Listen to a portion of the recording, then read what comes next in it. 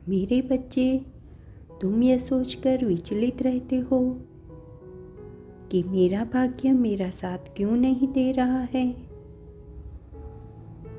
जब भाग्य साथ नहीं दे रहा हो तब तुम्हें कुछ विशेष बातों पर अवश्य ध्यान देना चाहिए। तुम जानते ही हो कि मनुष्य का जीवन कर्मों के ऊपर अधीन है। कर्म ही इस संसार में मनुष्य के सुख और दुख का कारण बनता है।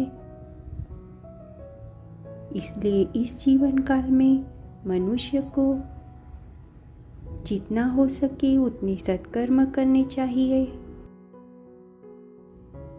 हर मनुष्य अपने भाग्य का विधाता खुद होता है। कर्म तो बीज जैसे होते हैं, जैसा बोओगे वैसा ही फल प्राप्त करोगे। तुम आज जैसा कर्म कर रहे हो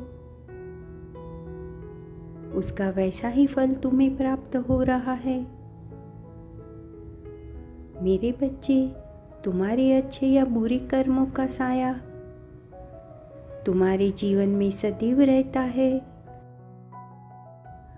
इसलिए कोई भी कर्म सोच विचार के करना चाहिए। अगर तुम्हारे कर्म अच्छे होंगे तो तुम अकेले में भी आनंद से रह पाओगे, और अगर तुम्हारे कर्म बुरे होंगे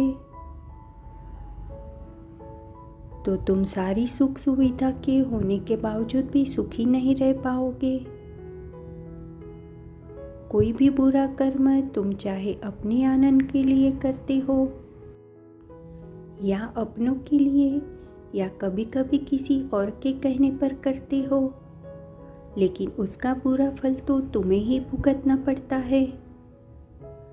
कर्म के फल से कोई नहीं बच पाया है, इससे मुक्ति कभी नहीं मिलती। तुम जो कार्य करते हो वह तो तुम्हारे कर्म है ही, लेकिन तुम्हारी किसी के प्रति भावना, विचार या शब्द भी तुम्हारे कर्म ही है।